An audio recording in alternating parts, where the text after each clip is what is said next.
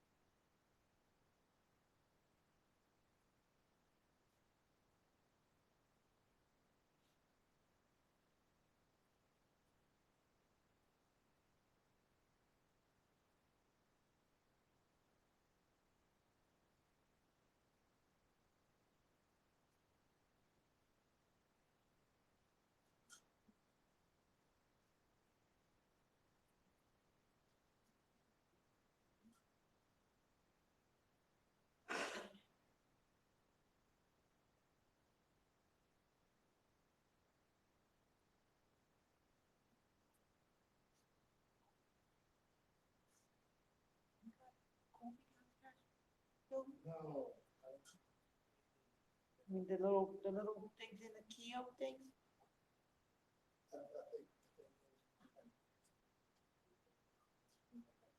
Okay.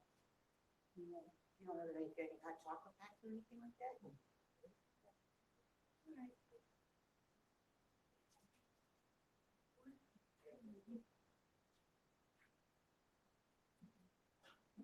How are you? Good, how are you? How'd your surgery go? It went good, thank you. Oh.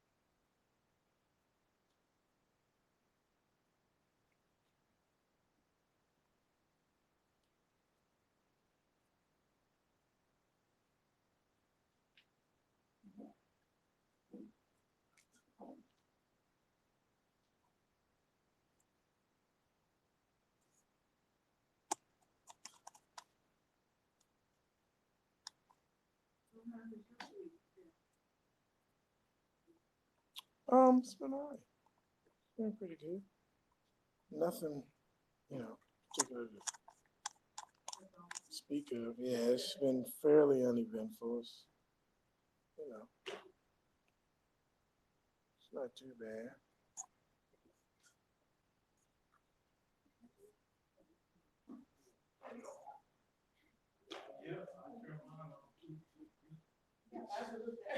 There you go.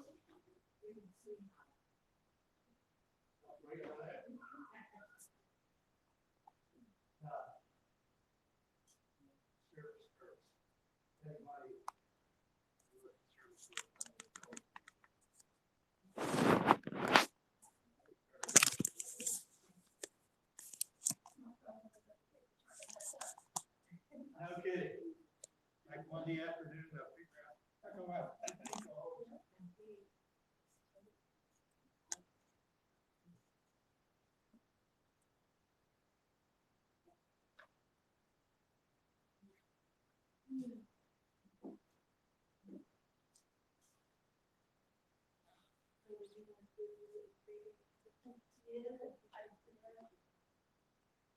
She was telling her she was supposed to take it. So I said, "Would you want to go try to come back?" So I took her and sat in the rocking chair. She was about to sleep.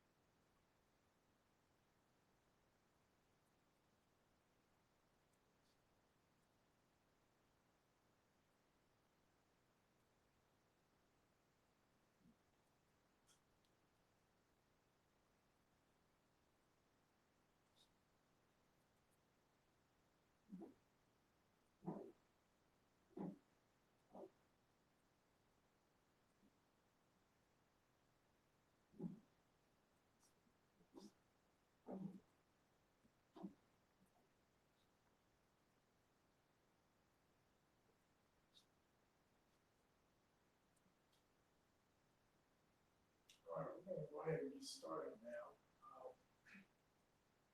I'll go over some of this in the announcement, but there's just a point of order. We're going to, beginning next week, we're going to start back into our Sunday school and get back into our lessons. Andrew's going to, I assume, pick up where you left off before we began the social distancing practices and everybody was logging in from home. So keep that in mind.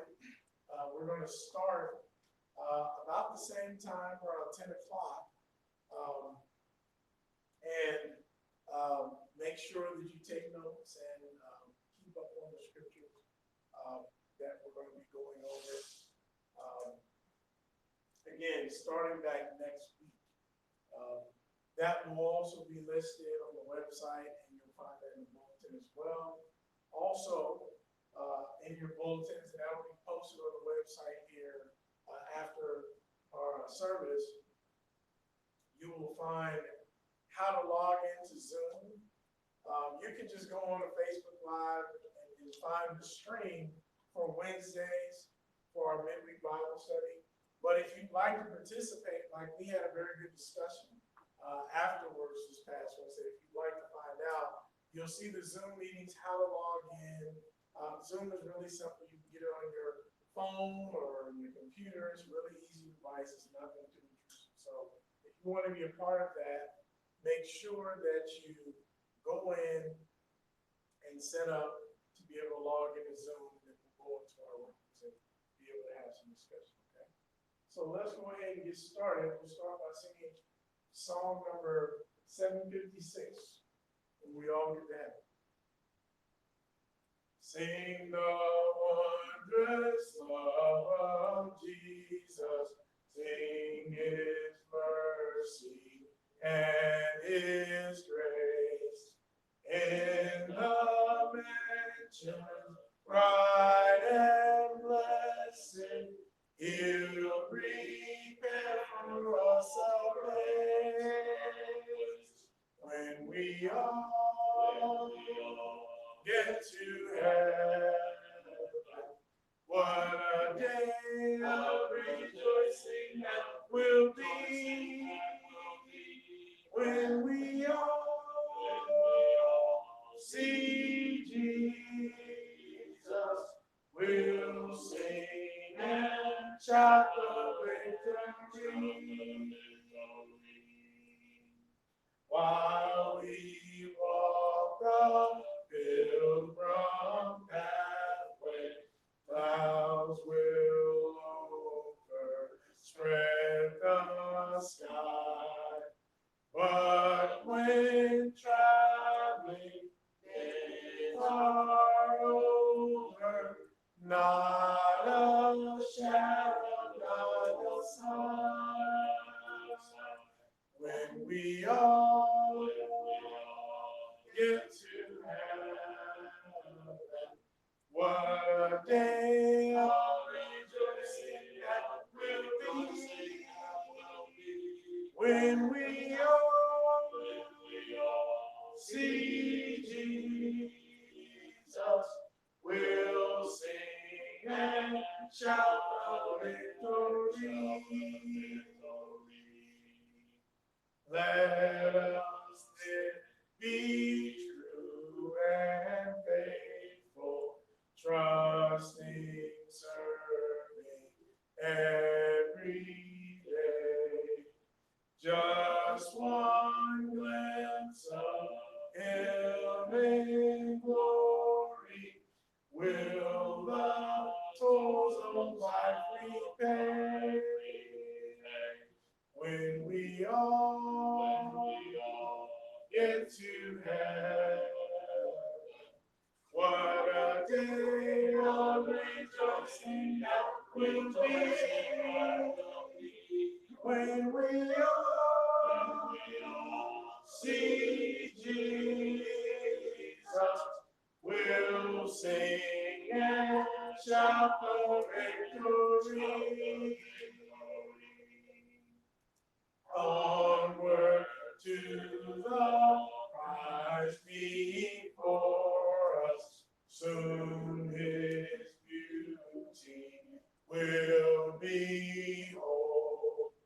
Soon the pearly gates will open. We shall tread the streets of gold. When we all get to heaven, what a day of rejoicing that will be. When we all see Jesus, we'll sing and shout the victory. So welcome to all of you to the morning worship service here at the Dover Church of Christ. And for those of you all who are logging in and watching us as we stream online, a special welcome to you. Thank you for rolling over and picking up your tablet or your cell phone. I want to say thank you for being a part of this. No matter where we are, no matter how separate and distant we are from one another, we're still a family. We are still God's children, and we come together, be near or far, just like this. I was so encouraged. I got a email from our brother Joseph in India, and he said that he had a chance to go to the site. He was looking at things. They are social. That India is a little bit different. It's harder for them to do social distancing because of the density of their population. But where he is, he's not having that problem. But he wanted me to send greetings. And I thought about that just as a reminder, because sometimes we think of how we are in our homes, we're social distancing, we're apart, and we can forget that we're a part of something that's bigger than just what's happening in our neighborhood or here in Delaware, but that there are brothers and sisters, people who are faithful, who understand, who have accepted the call of Christ, who live like him all over the world. And so we're a part of that. And just be reminded that even if you're at home and you can't be here, if you've got some underlying conditions, whatever it is, that you're still a part of the family. And we're grateful to be able to allow you and all of us to come together and be a part of this moment. Just a quick reminder, make sure that we turn our cell phones off, put them on vibrate, silence them. We had a couple of early warnings. But let's make sure that we don't have anything distracting us, even if you're at home, put the kids up or do what you got to do. Make sure that you allow God, allow the Spirit to really touch your heart, move you, allow this experience to be something that really helps you to grow closer to Him. Before we continue in our worship service, let's go ahead and pray. God, Father, we once again, we want to thank you for this morning. Thank you for this opportunity to share in what it is that we're about to experience with one another. For those who are in different places, who have been separated, many of us haven't seen each other for a very long time. God, we are so grateful that even if we just know it in our minds, we know that we can get to come together all at once, just like we are right now. We thank you for that. We thank you for each and every person that we haven't been able to touch and see. We want to thank you for every person who is far off in other countries and other parts of the country. God, we just thank you so much that no matter what separates us, no matter what we have to do to get through this moment, that we know that we're still a family. We know that we still have one another and that we can count on one another. We thank you so much for giving us this family and knowing that we have each other, we have this family, we have this bond that we share with one another because of your Son and what he was willing to do on the cross for us.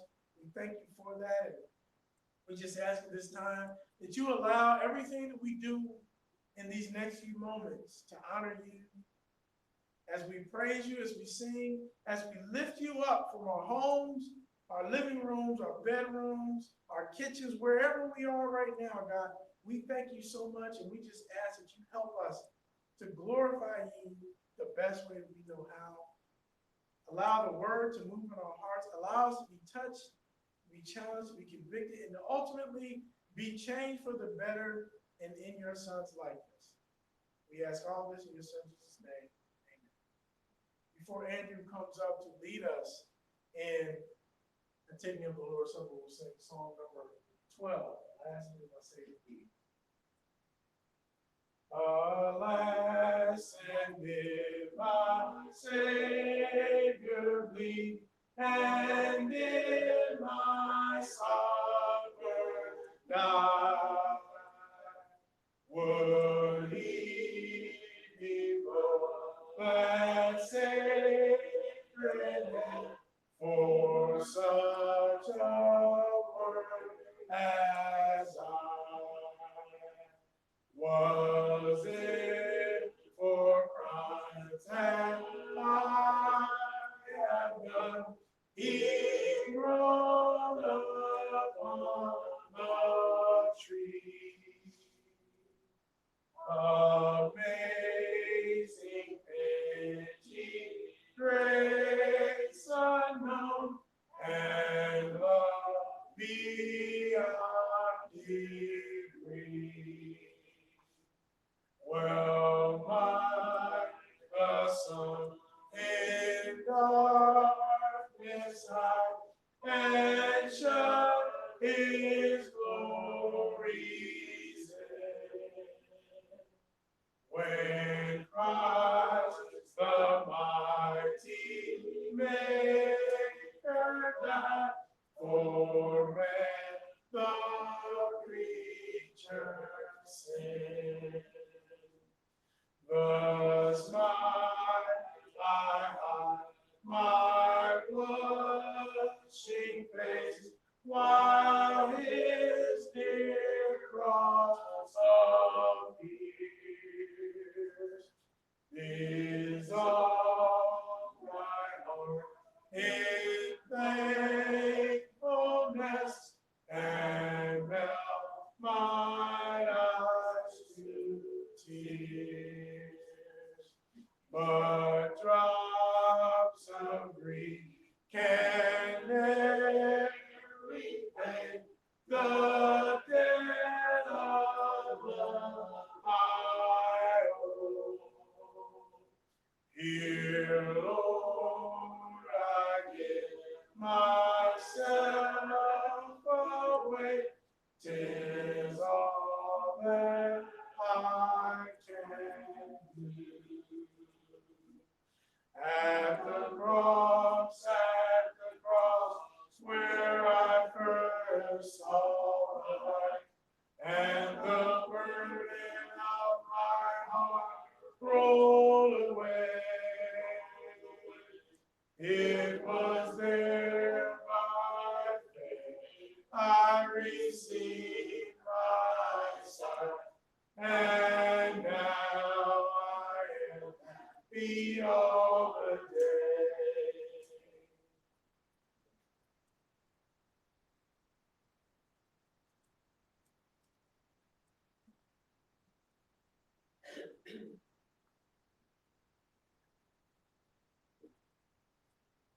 Good morning. I will be reading from Colossians 2, verse 5. For though I am absent from you in body, I am present with you in spirit, and delight to see how disciplined you are and how firm your faith in Christ is. With this in mind, let us bow for the bread that represents the broken body. Dear Lord, we are gathered here in spirit and in flesh to remember the great sacrifice your Son gave for us, his broken body upon that cross. Lord, we pray that we take this bread in a manner pleasing to you, through your Son, Jesus' name. Amen.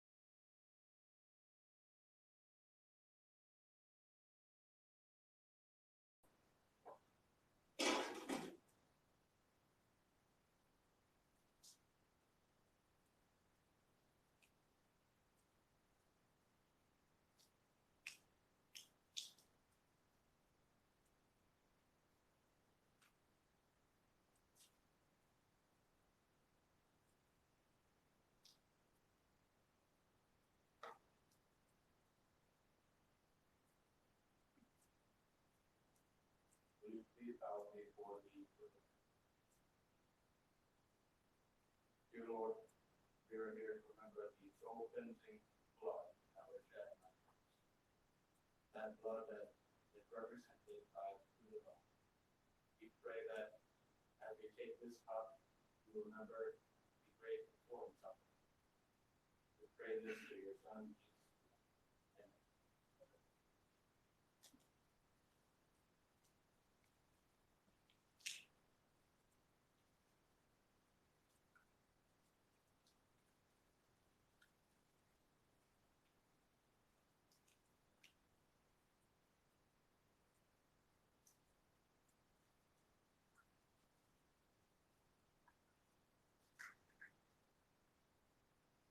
Separate and apart from the Lord's Supper, now is the appropriate time to pass the collection plate around.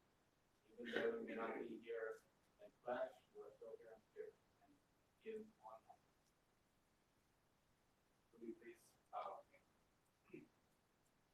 Dear Lord, we pray that as the collection goes around, that we give with an open and loving heart, so that we can increase the impact that this church has in sharing your message and your life. Lord, we pray all of this through your Son, Jesus' name. Amen.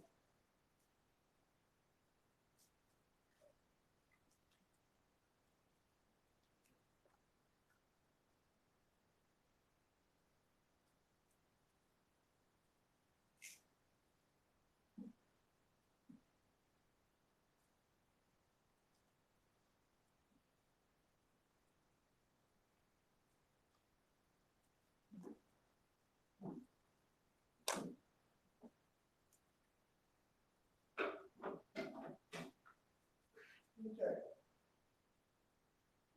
So before we continue, we'll go through the announcements here. And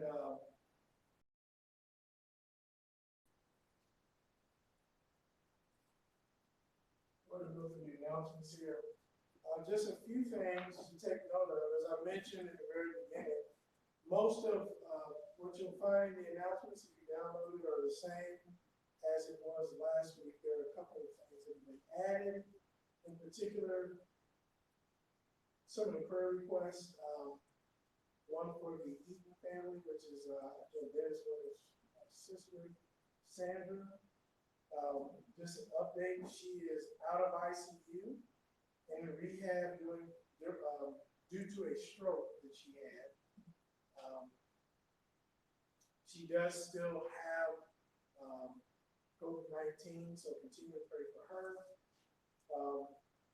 And then there are other updates in there. Continue to pray for Angela and her family, her health, Tasha, Georgia, Juanita, and others. The one thing I will just reiterate is that we have, for our Wednesday midweeks, we have the dates and the times, which are the same, but there's instructions there on how to get into the Zoom meetings. And again, this is important because not only, I mean, let's be honest, nobody really just wants to log in online and just hear me talk all the time. I mean, you want to be able to interact with one another. This is a great time for us to be able to talk about and discuss it with one another. So if you're available, make sure that you log in, set up your Zoom, and then you've got the meeting ID and the password on there as well. If you need any help, just give me a call or text me or shoot me an email if you have any problems with that. Beyond that, again, most of the announcements are about the same. So much of them surround people who are in need of help. Yesterday was kind of a reminder of just how much people really are in a bit of a panic and going through certain things that maybe we aren't going through.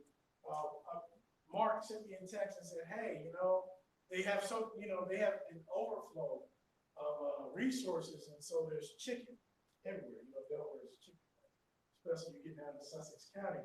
And they were giving away chicken at like $1 a pound. or something like that. So he's like, you go down there, it starts at 9 o'clock. I get there right before 9 o'clock, and the line is like 2 miles long before you can even get to it. Found out that one particular lady that Mark knew took her 4 hours to get some chicken. Now you think, man, that's a long time to wait, even though that's a great deal at $1 a pound. But when you really consider just how long so many people were willing to wait, it kind of puts in perspective how not only the risk of getting sick, but also with the economy, with people not being able to go into work unless you're an essential employee for some type of job that's been deemed essential. There are people who cannot bring in money. They are struggling to eat. They're struggling to pay their bills. And so continue to pray for everybody because we're all in one way or another being impacted by this. So just keep that in mind. Don't just glance over and overlook, but really look through the different items that Jimmy has put in the announcements about ways in which we can assist and support and help. Another thing to keep in mind, those of you who don't have school-aged children may not know this, but they have announced that school will be out for the rest of the year. They won't be going back. They originally were planning to have the kids go back, I believe it was May the 15th. And now they've just decided that they're going to forego that there will be no more school this school year, and they won't be planning to go back until the fall. So definitely be praying for parents like me. Be praying for these children because this is a lot for them to handle emotionally. There's a lot for them to really deal with, and they're having some difficulties in some cases to adjust. So just keep that in mind as well. Be praying for everybody. Be praying for the people around you. Try to be as patient as you can because there's a lot of people, you're waiting and people are doing things, get on your nerves, and you don't like it. Well, everybody's going through something. So let's just keep that in mind as well. Okay?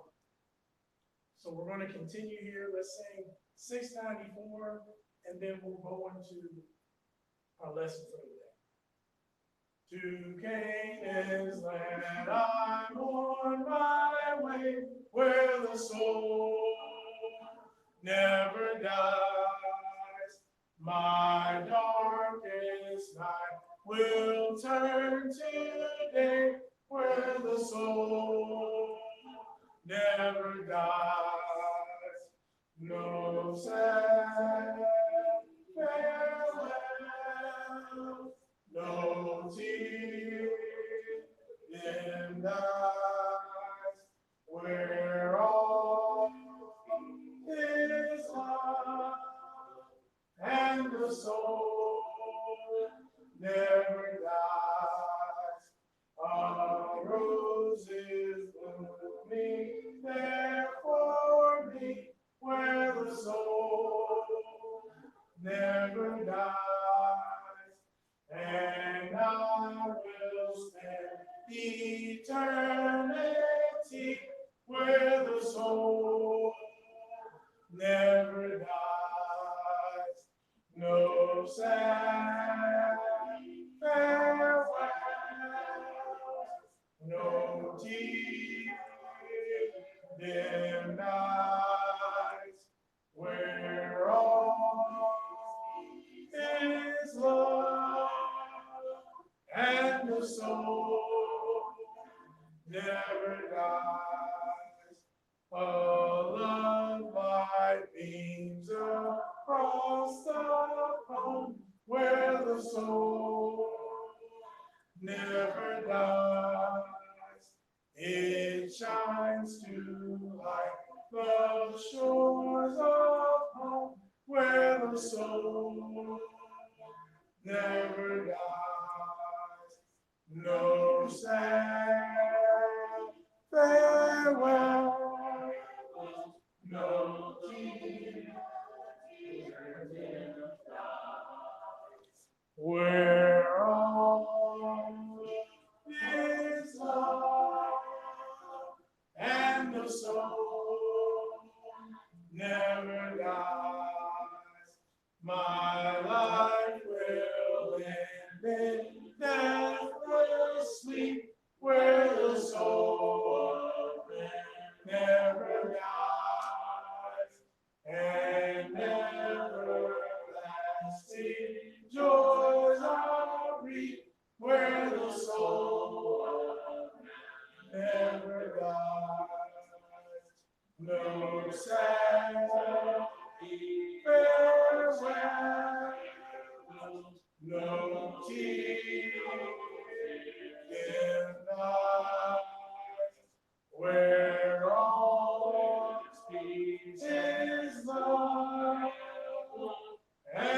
soul never dies. I'm on my way to that fair land where the soul of man never dies, where there will be no parting hand, where the soul of man never dies. No sad farewell, no tears in eyes, where all peace is love, and the soul never dies. Yeah.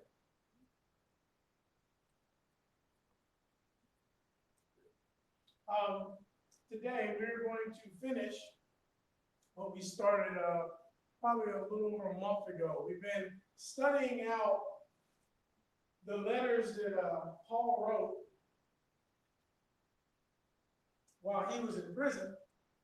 And again, with what we are experiencing now, while in no way should we want to make a direct apples to apples parallel between what we're experiencing as we shelter in place and we stay in our homes. But it's interesting because there are some parallels that we can extract from what it was that Paul was experiencing, that he wasn't able to just get out and do what he wanted to do. He was on what we would consider house arrest. He had to stay in place, and this went on for 2 to 2.5 years. But during that time, Paul did not lose sight of the fact that even though he wasn't able to go out as a missionary, even though he wasn't able to go out and spread the gospel to these new places where people had not yet heard about Christ, he understood that he still had a responsibility as a man of God called to do the work of an evangelist. He understood that he still had a responsibility, and so he carried that out by writing these letters. And we looked at Philippians last week. We looked at Philemon and the heart that went into that. Today, we're going to finish by looking in the book of Colossians. Now, Colossians was a little bit different than the other letters and some of the other work that you'll find that Paul was either directly or had his hands involved in, he was responsible for. But the church, the Colossian church there, actually, this place was called Colossian, I believe is how it's pronounced. But he had actually never visited these people. He did not know them. He actually did not have a relationship with them, yet, even though he didn't know them, even though he didn't have a personal relationship with them, you know, you might just think, well, you know, until I get there, it's really none of my business what goes on there. I'll just wait until I show up, wait until I find out. But Paul did not take that attitude. He said, even though I don't know these people and I've not personally met them, I did not establish this congregation in Colossae, I'm going to myself, take it upon myself to offer and interject some very important things. Why? Because it mattered. Even though he did not know them, it still mattered. I think about that all the time when I'm out, and less so now because people are so cautious. I mean, I actually was at Sam's, I think it was last Monday or Tuesday, and there was a lady who, you know how Sam's is, you don't have bags. People, sometimes they don't want to take the car, they just carry stuff. I'm the worst for this. I do this at Aldi all the time. Sometimes I cheat and I give them 7 cents and I just take the paper bag. But a lot of times I'm walking through Aldi or Sam's and I'm just trying to carry everything because I'm just like, you're not getting my, 10 cents for a bag today. And I didn't bring my wife, she has them in the back of her trunk. She keeps them in the car. I don't. And so if I can't find a box, then I'm kind of stuck. Well, anyway, this lady's in Sam's and she's, carrying all this stuff and something slipped and it dropped. And my instinct something I've been talking to like, go help the lady out. You don't have to know him. It doesn't have to be your mom or auntie or somebody. You can go help the lady out. And as I'm approaching, I'm thinking, oh, how's this going to be received? I'm not going to be 6 feet away. And she just kind of looked over at me, and I couldn't, you can't see with anybody's eyes anymore because everybody's wearing a mask. We're going to get into that in just a second. But she kind of looks over at me, and I can tell just by the look, she kind of gave me one of those eyebrow things, like, I don't know, it's like, no, thank you. I'll just struggle to get, everything up to the counter, I'll kick it or something. Like, the point is, we still have this thing where even if I don't know you, I want to help. I was in the parking lot. I went to go pick up a pizza last night for the kids. And I ate a slice here. But I went to go pick up this pizza for the kids. And there was a lady in the parking lot, way off. Okay, this is down here in Camden by Walmart. This is Domino's. There's a lady in the parking lot, and I hear this scream, and I look to see what it is. Not just being nosy. I looked because I'm thinking that she needs help. Now, maybe, and it was it seemed like it took a lot longer, but it's probably about 5 or 6 seconds later, she starts laughing, and then I hear this other man start. Clearly, they're having fun. They're just glad to be out of the house. But immediately, I'm thinking, do I need to get involved? Do I need to call 911? Do I need to go, is she hurt? Even though we do not necessarily know an individual or a person, even if we're not directly involved, it does not keep us from wanting, just as human beings, just as good people, it doesn't keep us from wanting to actually be involved. It doesn't keep us from wanting to intervene. And I say this because, and the reason why this is so important is because when we think about our relationship with God, when we think about how it is that we are to engage and interact with one another, what's so important is that, especially during this time, that we don't take the attitude that says, you know what, I don't really know this situation, I don't really know what's going on, and it's not really my concern, and that's not my family.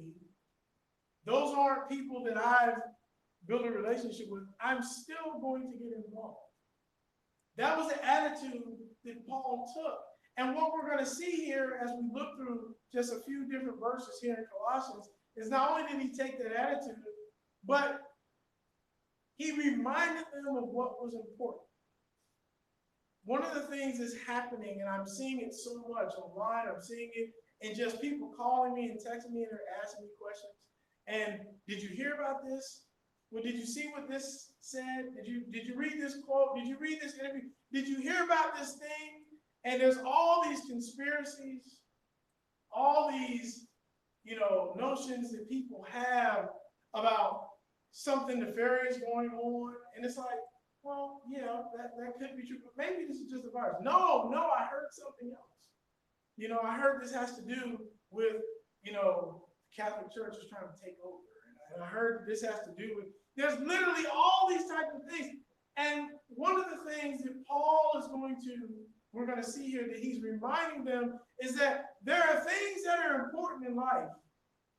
There are things about your walk with God that are very important. And we need to focus on those things and not allow ourselves to get distracted. The title that I've given the lesson today is Diversion Tactics. Sometimes Satan doesn't just come at you and try to steal you away directly. Sometimes it's a diversion. It's a little deception. It's a little bit of, sleight of hand. He's playing a shell game with us. He wants us to get off track instead of really focusing on what's important about who Jesus is and what he has called us to do, regardless of the situation that we're currently in. With the obvious theme that is in everybody's life all over the world right now, this virus. I noticed this yesterday. The governor requires Delawareans must wear face coverings in public settings. Now, in fairness, there were qualifications that you need to understand. What he's essentially saying is that if you're going to go out in public, If you're gonna go to the grocery store, whatever it is, if you're gonna be here, then in order to be in compliance, 6 feet is not enough. You need to also have a facial covering. It says if you have children who are 2 years old or younger, you are not permitted. You are actually prohibited from putting facial coverings on them. And the reason why is because kids that are that little, there is a choke hazard, like a suffocation thing, I guess. I don't know. I don't have any children who are 2 years old, and I'm not going to walk up to somebody and say, "How old is your child?" They don't look two to me, you know. The point is that this is done not necessarily so that, you know, we can put just more stipulations on everything, but it is to keep the spread of this virus down. I thought it interesting, though, because one of the things that's been happening is with all the facial coverings out there, you have people who are, actually kind of become a bit of an industry. I have a good friend of mine who she has actually been sewing these, you know, things and putting them together. And what so many people fail to realize is that the facial coverings actually, they really don't protect you. They're actually designed for you to not give it to someone else. So if you're an asymptomatic carrier of this thing, or if you have it and it may be laying dormant, but you can still spread it. So the idea is that you don't give it to somebody else. It's not really protecting you. You would actually have to have one of those N95 masks and then have one of those over it, but it would kind of just be for fashion at that point, which is kind of interesting because, you know, there's a right way to do things and there's a wrong way to do things. These masks have a purpose, but what's kind of sort of getting lost in all the craze about these masks is that people are kind of forgetting the reason why you're supposed to have them.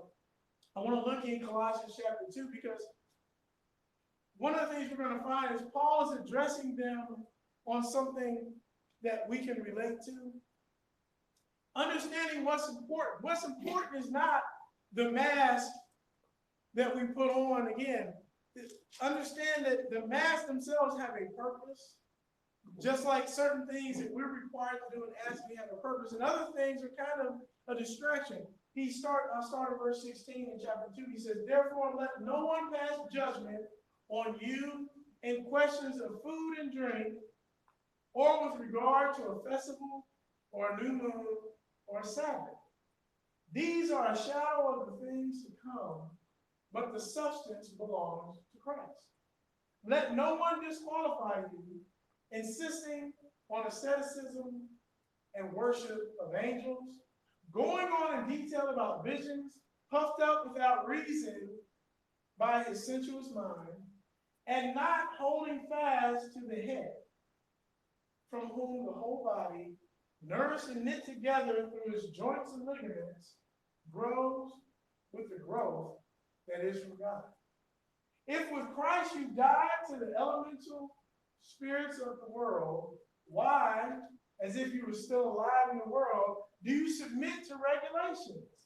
Do not handle, do not taste, do not touch, referring to things that all perish as they are used, according to human precepts and teachings. These have indeed an appearance of wisdom in promoting self-made religion and asceticism and severity to the body, but they are no value in stopping the indulgence of the flesh."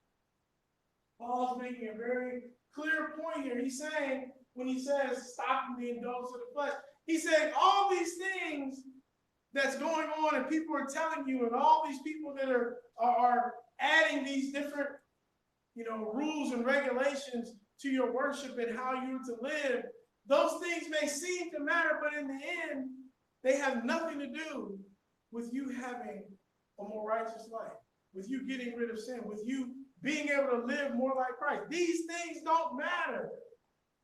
You know, Linda, I'll share this. She's here, so. Linda, and by the way, you guys can't see it. I'll turn the camera around. Linda is in full compliance, okay? She has on her N95 mask. But Linda, she said, she called me, this was a couple weeks ago, she said, "Hey, I got some masks, you want some masks?" I said, "Yeah, I want some masks." She said, "What kind do you want?"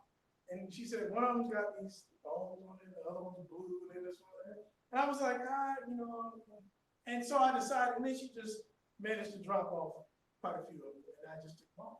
Now, the thing about it is that these masks that she offered, because she is actually an essential worker, she works in a facility where she is required to be there. She can't, and her coworkers can't just decide, you know what, we're not coming to work. Because of where she works, she has to go. She actually manages people who are in a facility where they're locked down. So what happens is she has these masks. Now, I was grateful, but again, it's important to understand what these masks are for. Like I said, I went and I read about these masks. She wasn't offering me these masks as life-saving cures, and you can just go out here and do whatever you want to do. It was understood. This is to protect others from what you might be giving. What Paul is pointing out to them, there are people for their own reasons. And to give some context here, in this particular congregation, he's talking about a man or men. He doesn't know these people, but he's heard what's going on. He's saying, don't let these men come in here and try to sell you something or try to get you, as we say, upcharge and try to get you to get caught up in the bells and whistles and, oh, you need a mask with a nice, pretty design on it, or get one with your name on it. He said, no, don't let them get you off focus. What matters, and he's talking about touching and don't eat. See, what happens is there are a lot of rituals and a lot of traditions that for many years people carried these things out. And they considered those things in a very devout way. And those things are what matter. He said, no, what actually matters is not these perishable things. What actually matters is not, so like, if you think about when you show up for church, what matters is not that you have a tie on or that you wore your Sunday shoes or that you sat in a particular seat. Those things don't make a difference. What time we start service or if we have it, this particular building, if we have church or home, these are things that are, quite frankly, very ancillary. They're very outside of what actually matters. That's why I'm making a comparison with those masks. The masks matter for how they protect you and how they protect others. The fashion, the aesthetics. He talks about aestheticism. Because very often as Christians, we forget how we look, how we may appear, how we may come across to others on the surface matters far less than our hearts and how we're actually behaving and treating one another.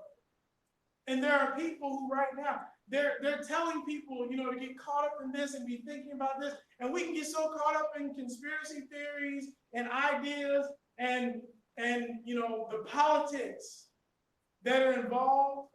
And, well, you know what? I don't like the way Donald Trump handled this. And I think that this would be better if this. And these types of things really don't matter for us who are believers. It may matter when you go to vote and you may have an opinion, but when it comes to our faith, when it comes to people being able to know that Christ died for them to be forgiven, these things really don't matter. And we need to focus on these things because right now Satan is trying to give us the shell game. He's trying to distract us. He's trying to, we got all this time to just sit around and watch the news, read things on Facebook. You're getting off early because all you got to do is log out. You don't have to drive home to commute. So now what are you doing? You're reading all these different things. It's important that we as Christians focus on what matters. And what matters is that this is a time when we shouldn't be distracted with all of the things and the details, what everybody else is caught up on. We should be focused on that which actually can save us and give us eternal life. What really matters is our sincerity at our heart level rather than the appearance that we have on the surface level. If there's nothing else we're learning at this time, is that how we look, how we appear, the aura that we're giving off, that really matters far less than what's going on in your heart. Because guess what? Nobody can see it anymore. Nobody can see how you're living in your home. Nobody can see what's actually going on because you're not visible to anyone. Paul was an invisible, no-face guy who people in this congregation had just heard of. But he was still able to have an impact because of what his heart led him to do. He gave substance. He cared. Do we care enough to let our heart show, even though on the outside, nobody knows what's going on? See, if you're in your home, if you're not able to get out, you're not one of those essential workers that you have to go to work every day. If you're somebody who's at home all the time, see, we can't see you put a good face on, put your mask on. We can't see it. Nobody can see it. So if you're in fear, if you're in doubt, if you're angry, if you're bitter, if you're scared, if you're lonely, if you're sad, whatever's going on, these are the things that we have to remember to deal with and go to God and allow our brothers and sisters to help us with, because nobody can see what's on the outside. Our piety, how well we dress, Bill ironed his shirt today, you can't see it. You may think you can, but you can't see it because I have a jacket on. That's why I wore the jacket. That's one of the reasons why I wore the jacket. And I did press my shirt. But the point is, you can't see these things from all the way where you are. But you will know based on our interactions. You will know based on us being prayer partners. You will know based on how I'm willing to give and sacrifice if I'm truly living my life for God on a heart level versus just doing something for show for the camera. This was interesting too. I found this, I didn't even know this existed, the 211. True story, I've never heard of 211. But apparently you can get all types of information there. There's even one for those who are deaf and hard of hearing, 711. I don't even know how that works because I don't know how those phones work, that level of communication. But you can get updates specifically about the coronavirus. One of the things I found interesting is with Governor Carney coming out with these different steps and rules that he wants people to follow, including a required face mask that you have to wear if you're going to go out in public. He gave a bunch of different things. And rules are very interesting because you have some people that think rules will keep me in compliance and keep me, right according to the law. And you have other people who feel like, well, all rules are meant to be broken at one point or another, right? Rules are those kind of things where people a lot of times leave them up into, interpretation. I found it interesting because I saw this, it said 3 simple rules. If you do not go after what you want, you'll never have it. If you do not ask, the answer will always be no. If you do not step forward, you'll always be in the same place. When we think about our relationship with God and what we're experiencing right now, what's very important for us to understand is that there are things that matter and there's things that don't. Again, right now could be a time where we could be living in fear and we could be, uncertain of our future, or it could be a time for us to really experience the power of God in a very personal way without any distractions. We could be moving forward in our faith. God could be trying to reveal something to you that actually requires you to be at home a whole lot more than you normally would have been. But are we moving forward in that way, or is our idea of progress and moving forward and growing closer to Him defined by things that are external, and therefore we can't even see the things that are going on in the heart? I talked about those masks, and I told you there's like a whole cottage industry now. Like this lady has flowers on the outside of her mask, and that's fine. She decorated them, and I guess that's pretty for people who like flowers and that kind of thing. I found this other one. This lady's in a full hazmat suit. She's got the shield. She looked like she's about to go to like a steel mill or something. I don't know what that is.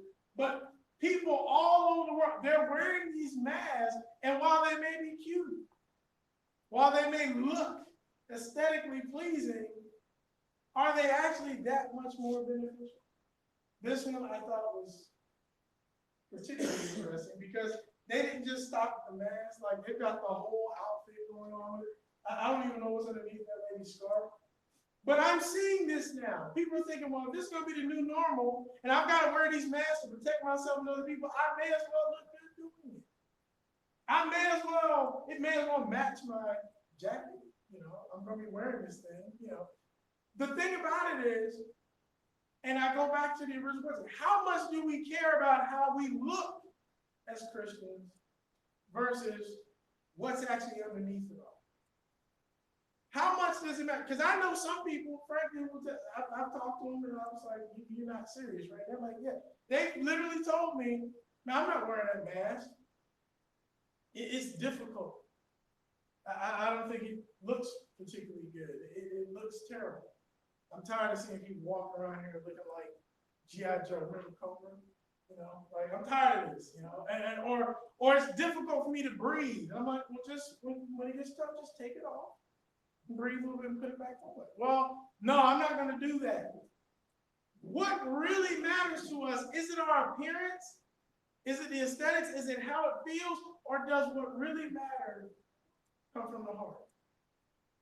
This one I thought was almost disturbing, especially since I don't think animals are at any particular risk for disease. This lady, she went so far as to get her dog a mask.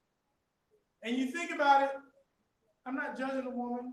I don't know what her reasons are. I don't even know if this is her dog. She might just be a model. But think about how far we go for things that frankly are not important. There are people out here who don't have masks, who actually don't have, they can't go out safely because they don't have masks. But we'll invest our money instead of taking some money and investing in getting, safety things for people who need them. We'll do things for our dogs. We'll do things for our car. We'll spend all of our time doing things that are aesthetically pleasing, things that please us, things for ourselves, rather than things that are beneficial in the long term for God and the work that we need to do for Him. Let's look in chapter 3 of Colossians, starting in verse 1. If then you have been raised with Christ, seek the things that are above, where Christ is, seated at the right hand of God. Set your minds on things that are above, not on things that are on earth. For you have died, and your life is hidden with Christ in God. When Christ, who is your life, appears, then you also will appear with Him in glory. Put to death, therefore, what is earthly in you: sexual immorality, impurity, passion, evil desire, and covetousness, which is idolatry. On account of these, the wrath of God is coming. In these you too once walked when you were living in them. But now you must put them all away: anger, wrath, malice, slander, and obscene talk from your mouth. Do not lie to one another, seeing that you have put off the old self with its practices, and have put on the new self, which is being renewed in knowledge after the image of His Creator. Here, there is not Greek and Jew, circumcised and uncircumcised, barbarian, Scythian, slave free, but Christ is all and in all. Put on then as God's chosen ones, holy and beloved, compassionate hearts, kindness, humility, meekness, and patience, bearing with one another, and if one has a complaint against another, forgive each other. As the Lord has forgiven you, so you also must forgive. And above all these, put on love, which binds everything together in perfect harmony. We'll stop right there. He's making a very clear point here. He's saying that in order for us to truly live in a way that's pleasing to God, that we have to put away our sinful nature. That we have to put away the desires of this world. That we have to focus on those things that matter. That all these other things, all these other mysteries, all these other concepts and ideas and things that the world is fixated on, that we know where our faith lies and our focus is on Christ.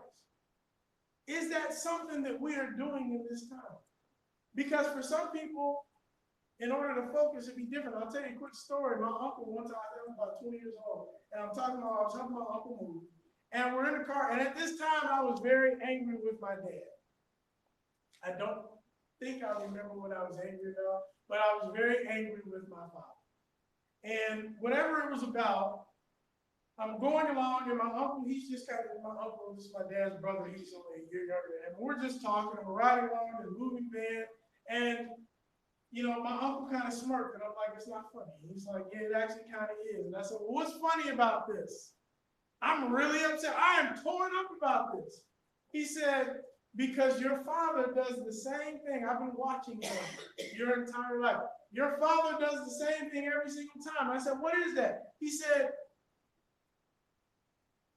there are plenty of times when you're winning the argument. There are a whole lot of times when you are 100% right. But your father always knows how to get you off track. He always knows how to distract you. All he has to do is make you just a little bit upset. All he has to do is bring up something just to make you a little bit upset, and you will totally lose sight of what was really going on, what was substantive.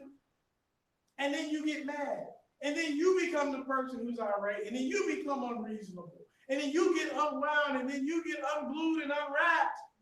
And suddenly, instead of actually getting to the point, instead of actually getting some ground, instead of actually making some headway in the situation that you all are at odds with, now you're angry, and he's off the hook. Now, my dad probably still tries to use this tactic all these years later. And I'll be honest, I don't know that it's working that much. It may be. But I remember him vividly telling me that, and it completely changed my outlook, not on just my relationship with my dad.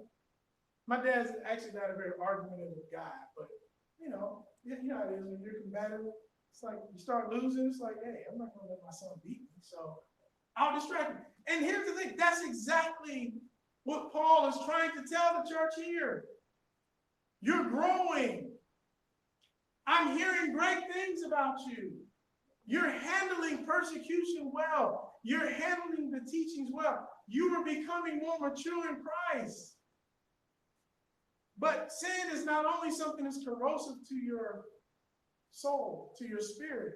It is not only something that takes away and is toxic and it allows you to be less like Christ, but it is most often a distraction.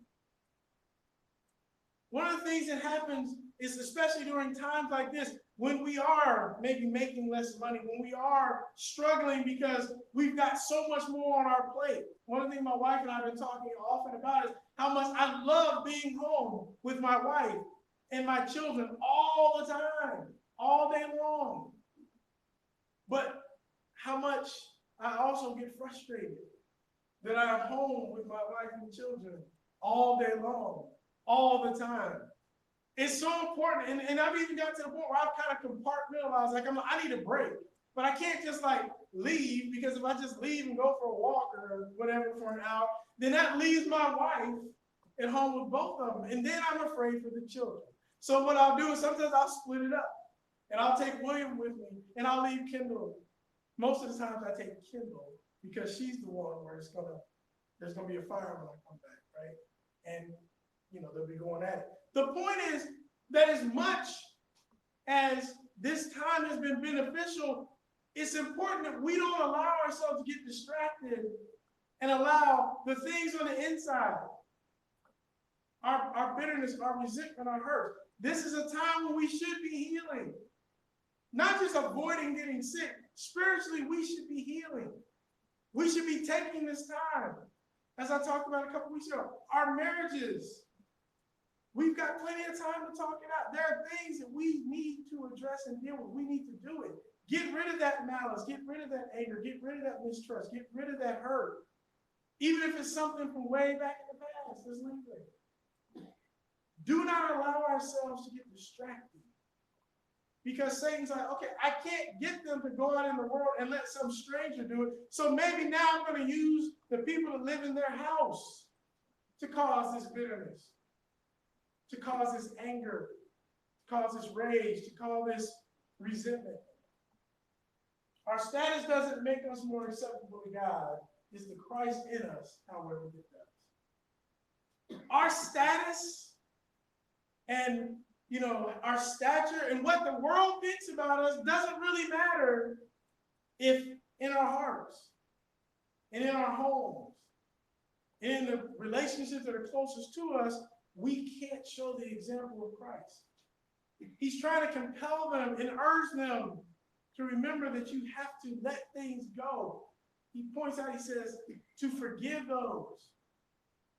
If you got agreements, if you got something. This is a time for us to heal. This is a time for us to let it go. This is a time for us to forgive. This is a time for us, if we can, cancel those debts.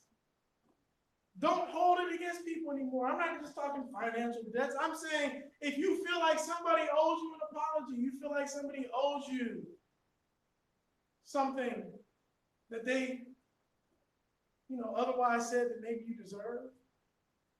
It's time to let these things go. Why? Because it's holding you back. You're stewing on it. In some cases, what I call, and I've talked about this in the past, where, whenever crunch time happens, whenever we're put to the test, there are certain things that we may not struggle with. I tell people all the time, I'm the kind of person, I don't know what it is. I mean, I can give you a whole bunch of psychological reasons.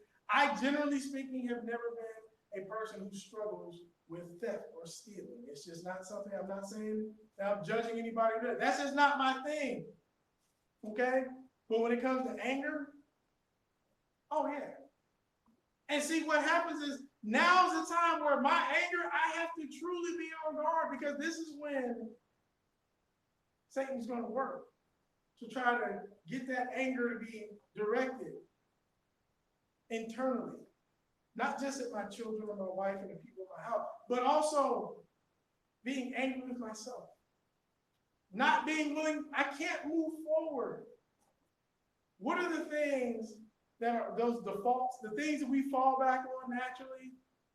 Those things that our sinful nature is particularly prone to? What are those things? Because those are the areas where Satan is trying to come at us. And what we see here that Paul is addressing in this church, he's saying, let those things go. But most importantly, be aware that they're there and that this is a distraction. This is a distraction to keep you from making the progress that God wants to work on you in this time. A few questions as we close out here. And just a quick reminder that, as has often been said, plenty of people have said this, we'll get through this together. We're going to get through this. But it's important for us to understand that part of that together that's going to allow us to get through it is not just us being in close proximity physically and holding hands, but constantly being reminded that part of that togetherness is that I have a responsibility and a duty, and I have an obligation because of Christ and his sacrifice to be willing to show that love and show that example to those around me. Because that's what's going to bring us together. That's what's going to remind us that we're not alone. It's so tempting to feel alone and isolated during this time. The best way that we can show who Christ is by reminding people that I'm here for you. You can call me anytime. I'm always available. I'll do what I can. I thought it was great. I saw Delilah. She was in the car. She was in the parking lot. I went up to her, and she looked so happy, and she says, hi. And she's like, yelling through the window. She's like, I can't open the window, right? She's like, it's great seeing you. I'm so happy. She's like, but you know I can't open the window, right? I was like, no, I get it. It's fine. And I'm like, okay, I'll just call you. See, here's the thing. She wasn't going to open that window.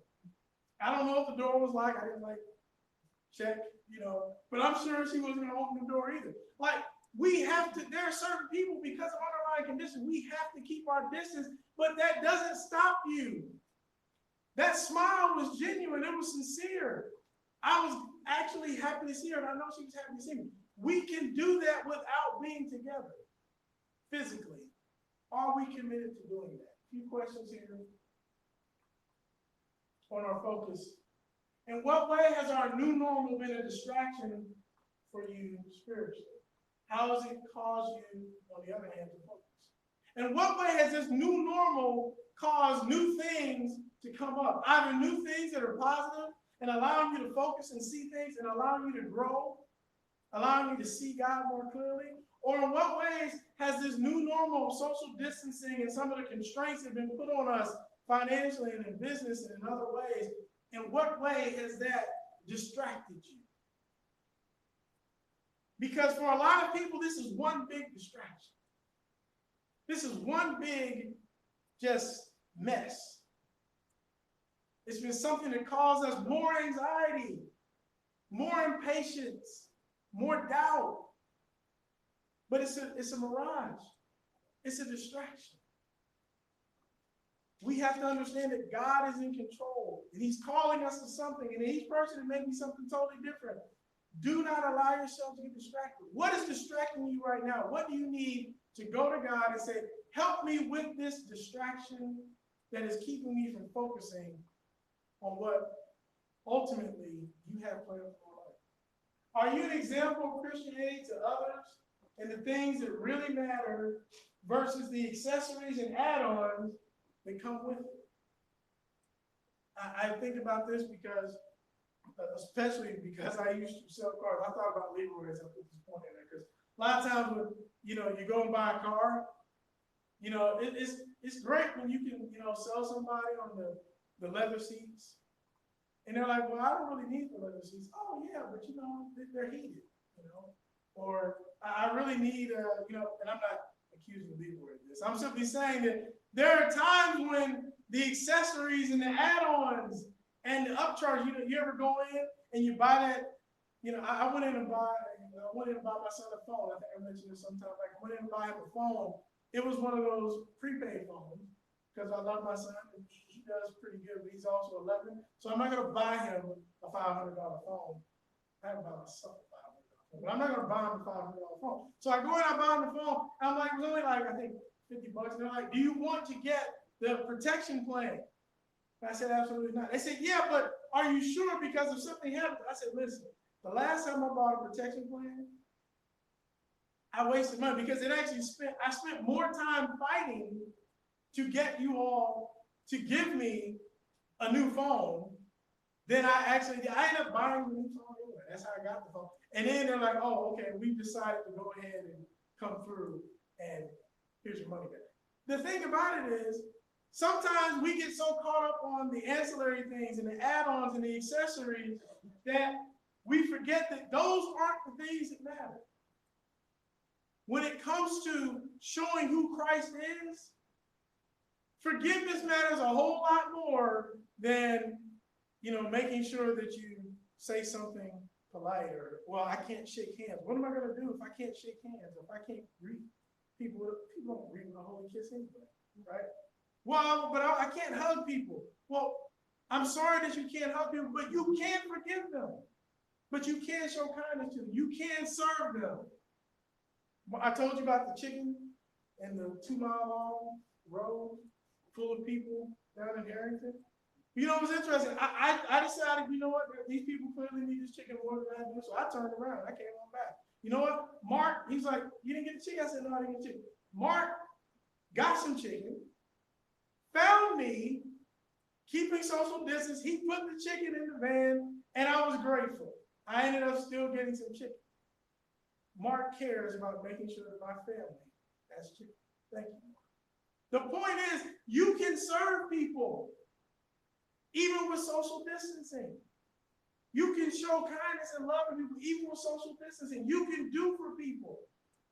Are we committed to doing that? Or are we so caught up on the ways in which we used to do it? Some of that, as I said, accessories. Well, I'll do it when I see them on Sunday.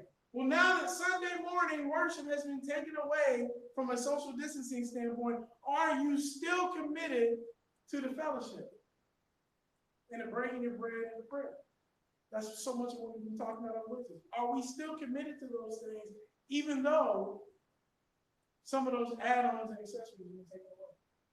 What idol in your life have you gone back to since the new normal has emerged?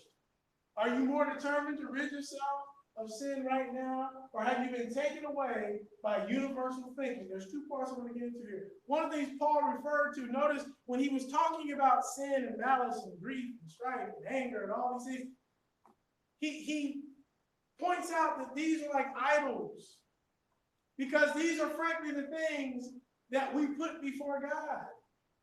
Yes, I know that Christ would require that I behave and function and exhibit in this way my life, but I actually bow at the altar of revenge, or I bow at the altar of lust and sexual desires.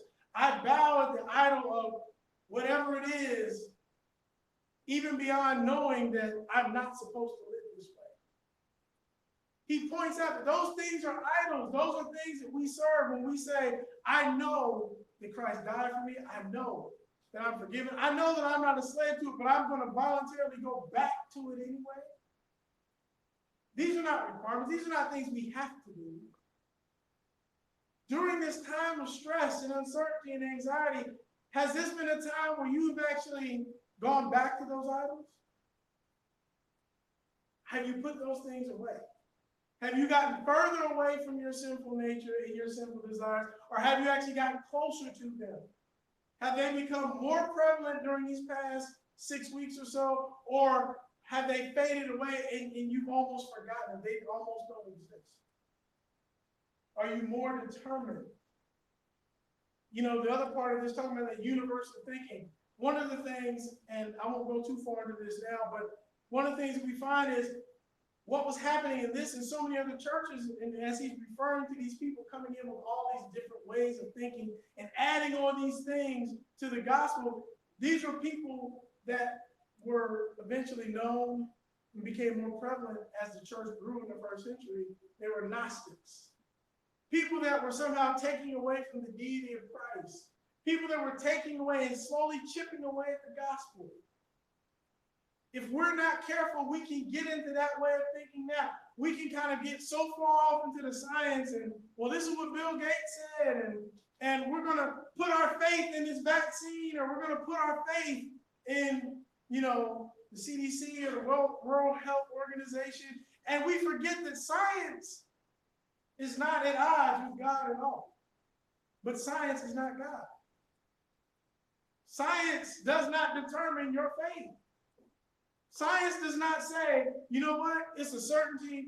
I'm looking at 9 people here. It's a certainty 3 of you are not going to be here in a month. That's not how God works. And our faith has to get us to a place where we don't allow ourselves to be swayed away by universal, worldly, humanistic thinking. Understand that our lives are rooted in faith in God and God alone. And that God determines and works with the signs. Why? Because God created the signs. That doesn't mean that we don't need to have restrictions. That doesn't mean you don't need to wear the mask when you go in the fruit line today. You need to wear the mask. I'm looking at you.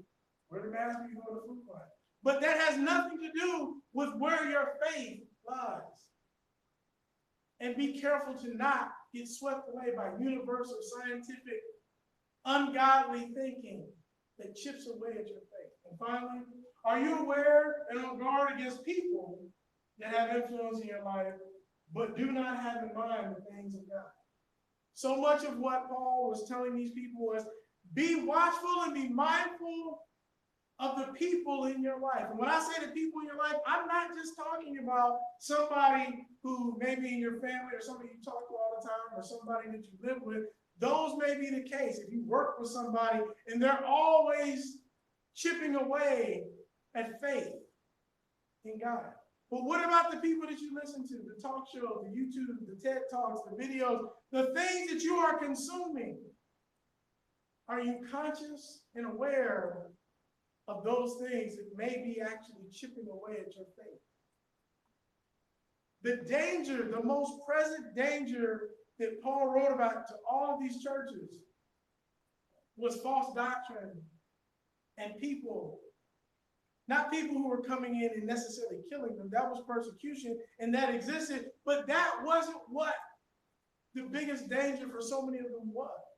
The biggest danger was getting swept away by thinking that wasn't thinking about faith. It was a thinking about humanistic things. And during this time, we need to be careful and on guard that we remember that we have faith in something that's bigger than science, because we have faith in the very thing it created, science itself. With that, if you would please sing with me as we sing Psalm number 738, we will glorify. We will glorify the King of Kings. We will glorify the Lamb. We will glorify the Lord of Lords, who is the great I am. Lord Jehovah reigns in majesty. We will bow before his throne. We will worship him in righteousness. We will worship him alone. He is Lord of heaven, Lord of earth. He is Lord of all who live. He is Lord above the universe. All praise to him we give. Hallelujah to the King of Kings. Hallelujah to the Lamb. Hallelujah to the Lord of Lords, who is the great I am. Do we have any other announcements? Anything I need to remember? Okay. Well, let us pray, and then we'll be dismissed.